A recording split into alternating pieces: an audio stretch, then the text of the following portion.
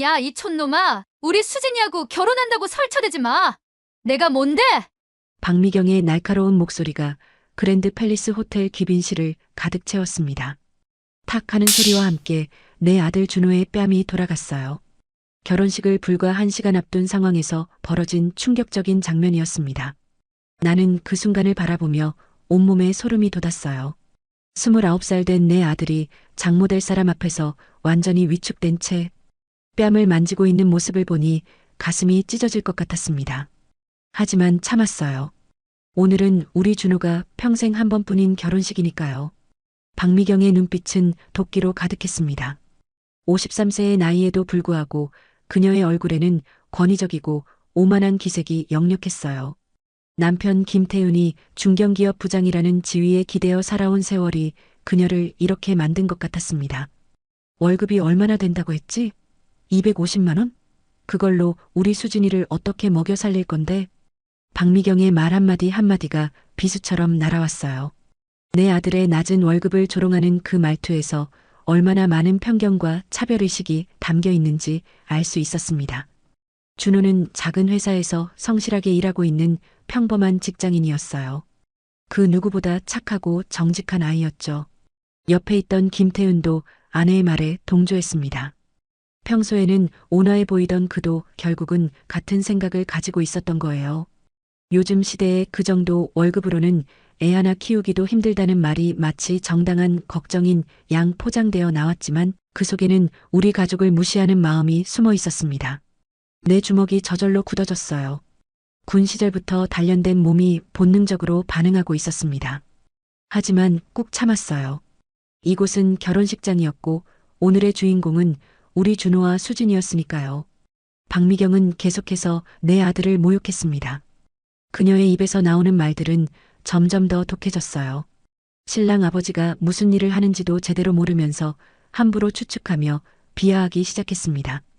치킨집이냐, 편의점이냐며 비웃는 그 모습에서 얼마나 속 좁은 인간인지 드러났어요. 호텔 관련 일을 한다고 준호가 조심스럽게 답하자 박미경의 조롱은 더욱 심해졌습니다.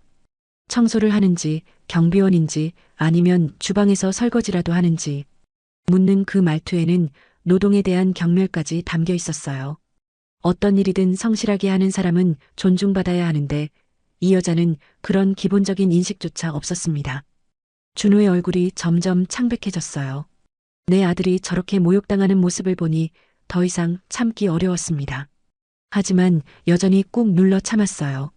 오늘만은 아무 일도 일으키고 싶지 않았거든요. 그때 호텔 직원 한 명이 귀빈실로 들어왔습니다. 밖에서 소리가 들린다며 무슨 문제가 있는지 물어보는 그 직원을 박미경은 위아래로 훑어보며 함부로 들어온다고 질책했어요. 이미 갑질의 대상이 내 아들에서 호텔 직원으로까지 확대되고 있었습니다. 과연 이런 갑질이 어디까지 이어질까요? 그리고 박미경은 자신이 지금 누구 앞에서 이런 행동을 하고 있는지 알고 있을까요? 정말 충격적인 반전이 기다리고 있습니다. 구독과 좋아요로 응원해 주시면 더욱 통쾌한 이야기를 들려드리겠습니다. 내 이름은 이성민, 올해 55입니다. 사람들은 저를 그냥 평범한 사업가라고 생각해요. 실제로도 평소에는 아주 검소하게 살고 있거든요. 명품 옷을 입지도 않고 비싼 차를 타지도 않습니다. 그저 평범한 아버지처럼 보이죠. 하지만 아무도 모르는 사실이 하나 있습니다. 바로 이곳 그랜드 팰리스 호텔의 실제 소유주가 저라는 것이에요. 뿐만 아니라 서울에 5개의 호텔을 운영하는 호텔그룹의 회장이기도 하죠. 20년 전 25살의 나는 정말 아무것도 없었습니다. 작은 모텔 하나를 사기 위해 온갖 고생을 다했어요. 은행에서 대출받을 때도 여러 번 거절당했죠. 그때 만났던 은행 직원들 중에는 저를 무시하는 사람들이 많았습니다. 옷차림이 초라하다고, 담보가 부족하다고 면박을 주는 이들이 있었어요. 하지만 저는 포기하지 않았습니다. 새벽부터 밤늦게까지 일했고 손님들을 가족처럼 대했어요. 청소 하나도 대충 하지 않았고 직원들도 소중히 여겼죠. 그렇게 하나씩 신뢰를 쌓아가며 사업을 키워나갔습니다. 첫 번째 모텔이 성공하자 조금 더 큰 호텔에 도전했어요. 두 번째, 세 번째 호텔을 열면서 점점 규모가 커졌지만 저는 여전히 검소하게 살았습니다. 직원들과 함께 청소도 하고 손님들과 직접 대화도 나누며 현장을 떠나지 않았어요. 준호도 제 정확한 재산 규모를 모르고 있어요.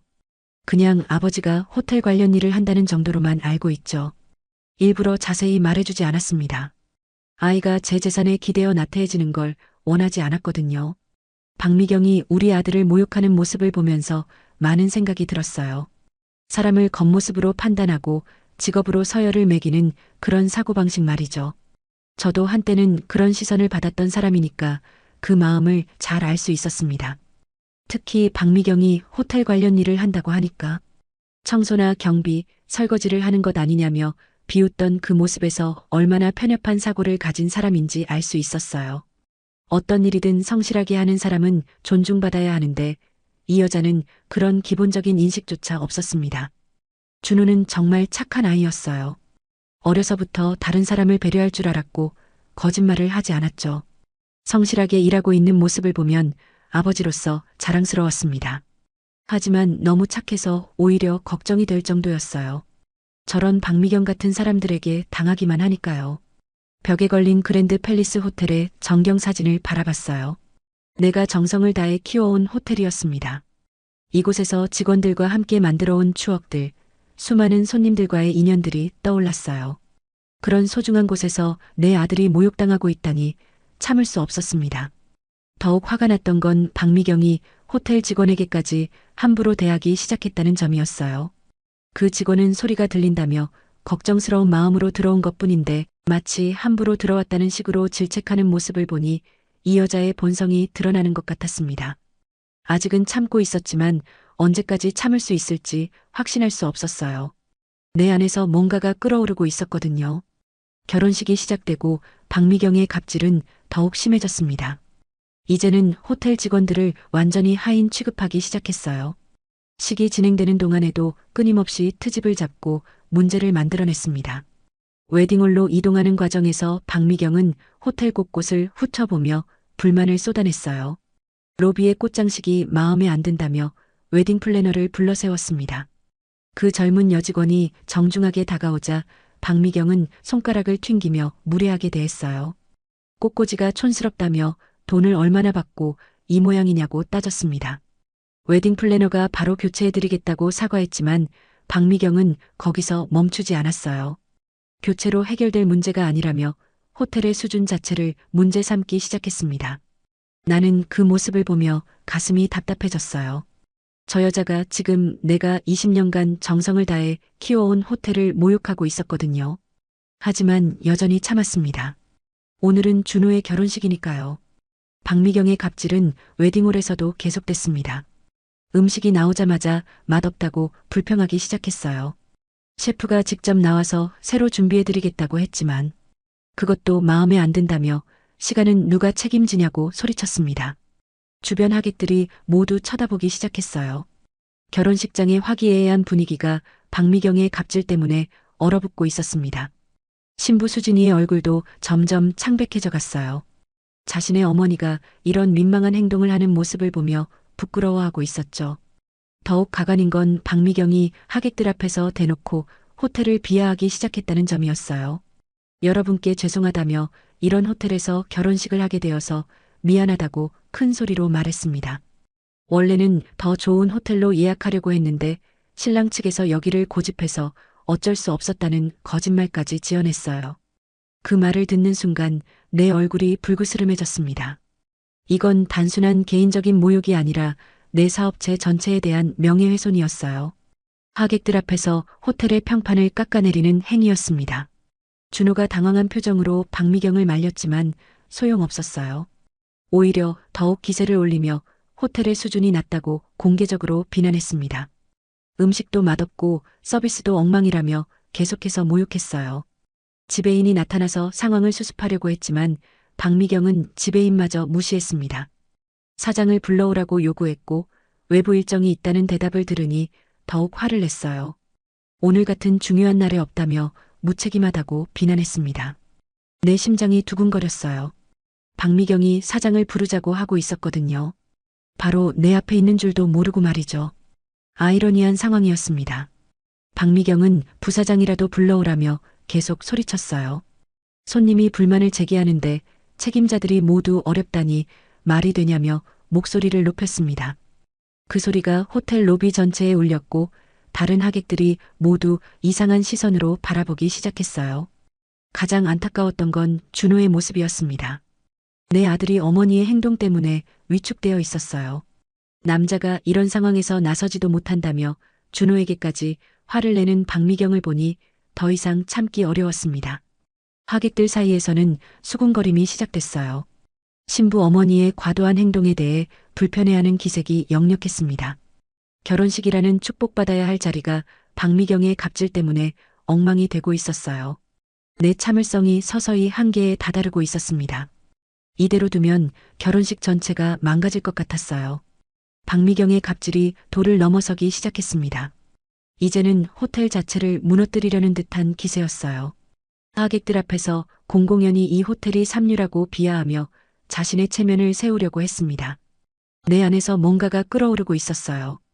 20년간 한 걸음씩 쌓아 올린 신뢰와 명성이 한 사람의 무지와 오만함 때문에 무너지고 있었습니다. 더욱 참을 수 없었던 건 그 모든 모욕이 내 아들의 결혼식장에서 벌어지고 있다는 사실이었어요. 박미경은 계속해서 비교를 했습니다.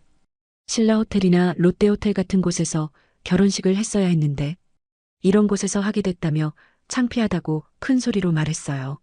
그 말을 들으며 나는 씁쓸한 웃음이 났습니다.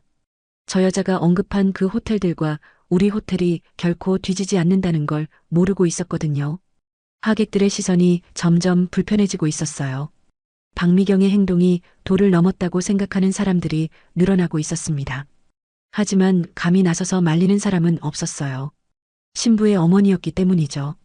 가장 안타까웠던 건 수진이의 모습이었습니다. 신부가 되어 가장 행복해야 할 날인데 자신의 어머니 때문에 얼굴이 새하얗게 질려 있었어요. 준호도 마찬가지였습니다. 신랑으로서 당당해야 할 순간에 위축되어 있는 모습을 보니 아버지로서 마음이 아팠어요. 박미경이 내게 직접 도전장을 내밀기 시작했습니다. 신랑 아버지가 호텔 관련 일을 한다면서 이런 수준 낮은 곳도 구별 못하냐며 비웃었어요. 호텔업계에서 일한다면서 제대로 된 곳을 선택하지 못했다고 조롱했습니다. 그 순간 나는 결심했어요. 더 이상 참을 이유가 없다고 생각했습니다. 내 아들과 며느리 그리고 내가 평생을 바쳐 일궈온 사업을 지켜야 할 때였어요. 하지만 여전히 신중했습니다. 성급하게 정체를 드러낼 필요는 없었어요. 이 여자가 얼마나 더 추악한 모습을 보일지 지켜보고 싶었습니다. 그래야 나중에 더 큰 교훈을 줄 수 있을 테니까요. 박미경은 주변 하객들에게도 동조를 구하기 시작했어요. 이 호텔 수준이 좀 그렇지 않냐며 여러분도 그렇게 생각하지 않냐고 물었습니다. 하객들이 당황한 표정으로 서로를 쳐다봤지만 아무도 선뜻 대답하지 못했어요. 그런 반응을 보며 박미경은 자신이 옳다고 확신하는 듯 했습니다. 말 안 해도 알겠다며 만족스러운 표정을 지었어요. 사람들이 자신의 말에 동의한다고 착각하고 있었습니다. 내가 지금까지 만나본 사람들 중에서 이렇게 무례하고 오만한 사람은 드물었어요. 자신의 잣대로만 세상을 판단하고 다른 사람의 입장은 전혀 고려하지 않는 이기적인 인간이었습니다. 더욱 화가 났던 건 이 모든 상황이 준호와 수진이에게 상처가 되고 있다는 점이었어요. 평생 기억에 남을 결혼식이 이런 불쾌한 기억으로 얼룩져가고 있었습니다. 나는 마음속으로 다짐했어요. 이 여자에게 분명한 교훈을 주겠다고. 하지만 그 방법은 신중하게 선택해야 했습니다. 결혼식이 끝나고 피로연이 시작됐을 때 박미경의 갑질은 절정에 달했습니다. 이번에는 웨이터들을 완전히 하인처럼 부리기 시작했어요. 손가락을 튕기며 술을 따르라고 명령하고 조금이라도 늦으면 지금까지 뭐 했냐며 핀잔을 줬습니다. 웨이터가 정중하게 와인을 따르기 시작했지만 박미경은 계속 트집을 잡았어요. 너무 적게 따른다며 더 따르라고 했다가 이번에는 와인이 별로라며 더 좋은 걸로 바꿔달라고 요구했습니다. 오늘 준비된 와인이 이것뿐이라는 대답을 들으니 싸구려 와인밖에 없냐며 목소리를 높였어요. 그 모습을 보며 나는 분노가 치밀어 올랐습니다. 저 여자가 모욕하고 있는 와인은 내가 직접 선별한 프리미엄 와인이었거든요. 최고급 레스토랑에서나 맛볼 수 있는 수준의 와인을 싸구려라고 비하하고 있었어요. 박미경은 웨딩 패키지를 더 비싼 걸로 바꾸라고 요구했습니다. 웨이터가 자신이 결정할 수 있는 사항이 아니라고 말하니 그럼 결정할 수 있는 사람을 불러오라며 소리쳤어요. 마치 자신이 호텔의 주인이라도 되는 양 행동했습니다. 음식이 나오자 또 다른 불만이 시작됐어요. 한 입 먹어보더니 짜기만 하고 맛이 없다며 얼굴을 찌푸렸습니다. 셰프가 나와서 새로 준비해드리겠다고 했지만 지금까지 기다린 시간은 누가 보상해주냐며 테이블을 탁 치고 소리쳤어요. 그 순간 피로 연장의 모든 시선이 박미경에게 집중됐습니다. 하객들의 표정에는 당혹감과 불편함이 역력했어요. 이런 중요한 자리에서 이렇게 시끄럽게 구는 게 맞나 싶은 표정들이었죠. 김태윤이 아내를 말리려고 했지만 박미경은 들은 척도 안 했어요. 오히려 더욱 기세를 올리며 이 호텔은 뭐 하나 제대로 되는 게 없다고 큰 소리로 말했습니다. 돈만 받고 서비스는 최악이라며 주변 사람들이 모두 들을 수 있게 소리쳤어요. 나는 주먹을 꽉 쥐었습니다. 내가 직접 교육하고 훈련시킨 직원들이 저런 모욕을 당하는 모습을 보니 참을 수 없었어요. 그들은 모두 최선을 다해 서비스하고 있었는데 한 사람의 무례함 때문에 상처받고 있었습니다. 박미경은 계속해서 신랑 측을 비난했어요. 호텔을 정한 것도 신랑 측이고 이런 삼류 호텔밖에 모르는 수준이라며 조롱했습니다. 신랑 아버지가 호텔 관련 일을 한다면서 이런 것도 구별 못하냐며 나를 직접 겨냥하기 시작했어요. 그때 나는 차분하게 대답했습니다. 이 호텔이 괜찮다고 생각한다고 말했어요. 하지만 박미경은 어느 부분이 괜찮냐며 반박했습니다. 서비스도 엉망이고 음식도 맛없다며 개인차 문제가 아니라 객관적으로 봐도 수준이 낮다고 주장했어요. 주변 하객들에게까지 동조를 구하기 시작했습니다.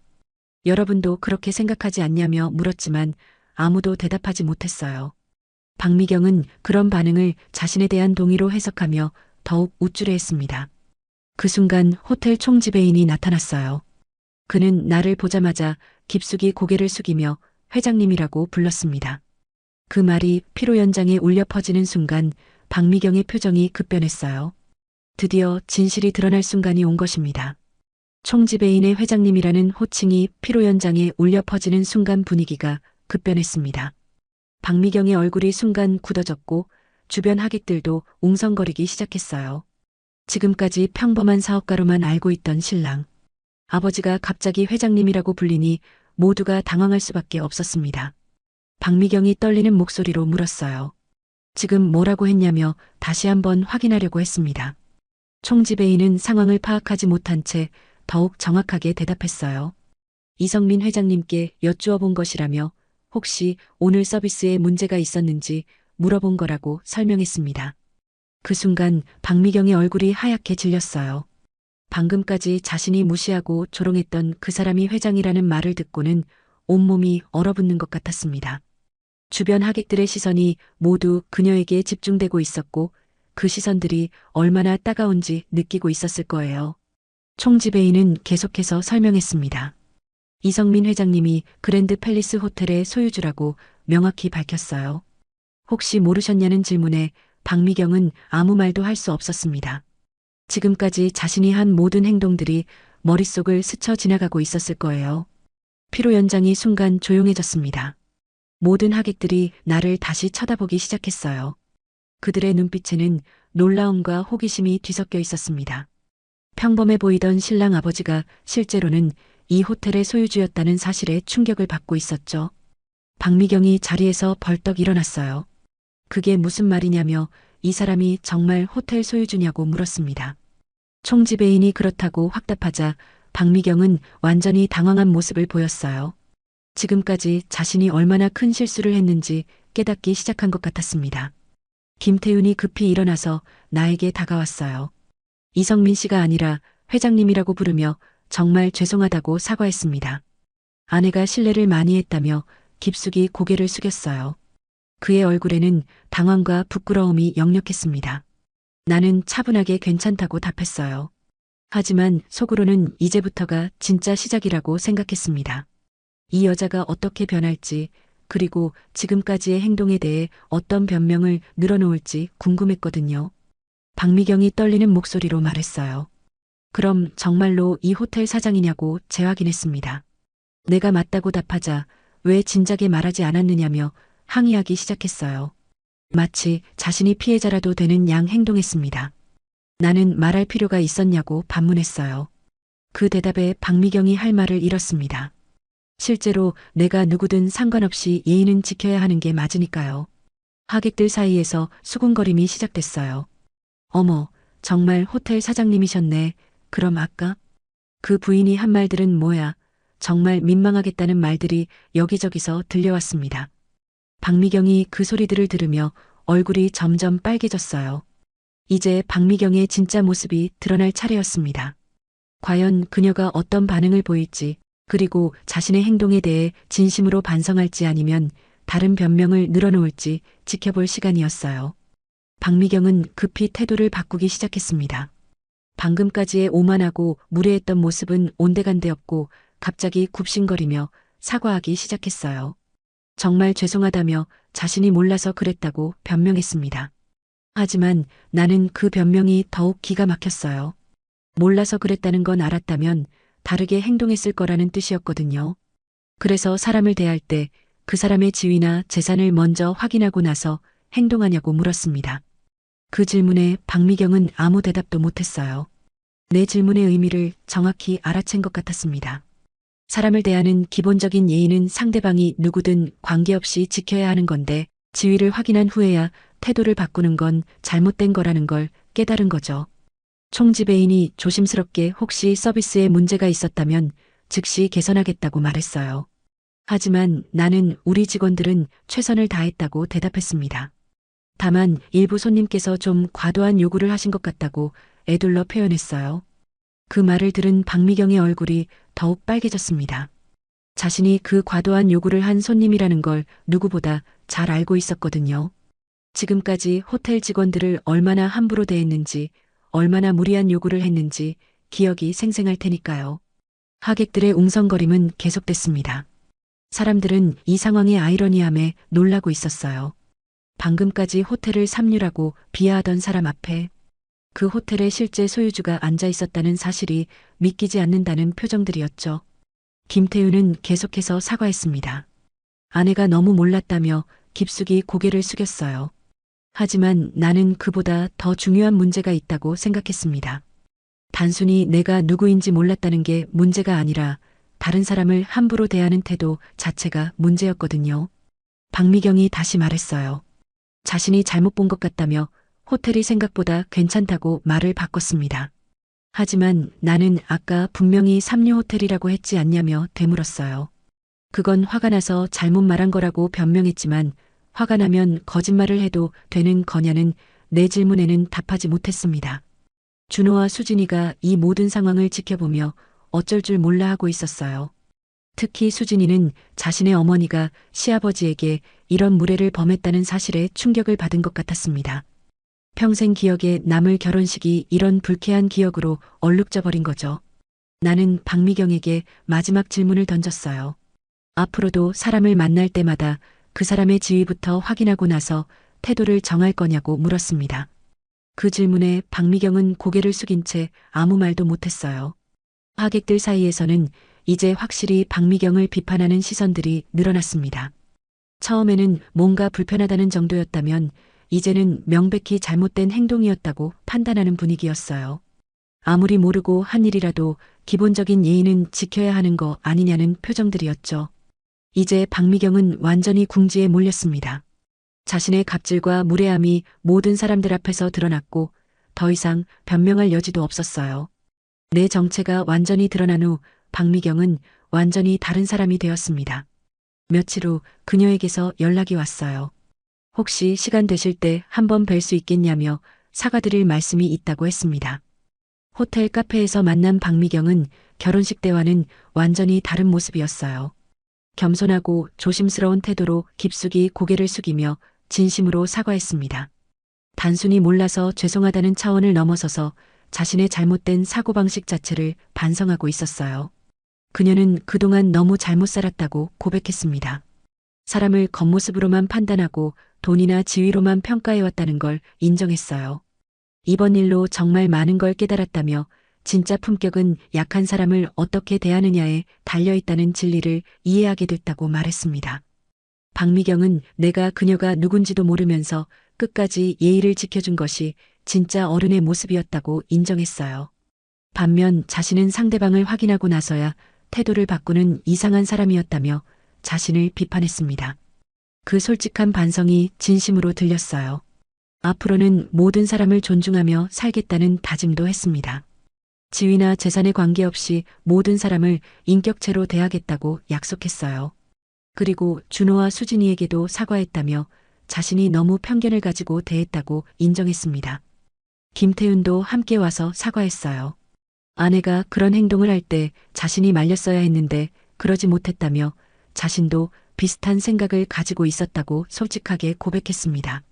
앞으로는 부부가 모두 달라지겠다고 다짐했어요. 가장 큰 변화는 준호와 수진이의 관계에서 나타났습니다. 며칠 후 준호가 찾아와서 어머니가 완전히 달라졌다고 말했어요. 수진이에게도 정말 잘해주시고 자신에게도 예의를 지켜준다며 감사해했습니다. 나는 그것이 내 덕분이 아니라 박미경이 스스로 깨달았기 때문이라고 말했어요. 가끔은 누군가에게 거울이 되어주는 것도 필요하다고 설명했습니다. 준호도 많은 걸 배웠다며 사람을 대할 때는 겸손해야 한다는 교훈을 얻었다고 했어요. 한 달 후 박미경 부부가 다시 호텔을 찾았습니다. 이번에는 호텔 직원들에게 정식으로 사과하기 위해서였어요. 정말 죄송했다며 자신이 너무 무례하게 굴었다고 직원들 한 명씩에게 고개를 숙이며 사과했습니다. 직원들도 선선히 용서해줬어요. 괜찮다며 이해한다고 했고 앞으로는 더 좋은 모습으로 뵙겠다는 박미경의 말에 고개를 끄덕였습니다. 그 모습을 보며 나는 정말 흐뭇했어요. 사람은 정말 변할 수 있다는 걸 확인했거든요. 이 모든 과정을 통해 나는 중요한 걸 다시 한번 깨달았습니다. 갑질하는 사람들에게는 언젠가 반드시 그 대가가 따른다는 것, 하지만 진심으로 반성하고 변화하려는 사람에게는 두 번째 기회가 주어진다는 것 말이에요.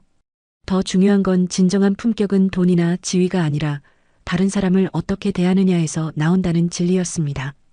특히 자신보다 약하다고 생각되는 사람을 어떻게 대하느냐가 그 사람의 진짜 인격을 보여주는 거라는 걸 박미경을 통해 다시 한번 확인할 수 있었어요. 갑질하는 사람들에게는 언젠가 반드시 그 대가가 따릅니다. 하지만 진심으로 반성하고 변화하려는 사람에게는 두 번째 기회가 주어지죠. 진정한 품격은 돈이나 지위가 아니라 다른 사람을 어떻게 대하느냐에서 나온다는 걸 꼭 기억하시길 바랍니다. 오늘 이야기가 마음에 드셨다면 구독과 좋아요로 응원해주세요. 여러분의 소중한 댓글도 기다리고 있습니다.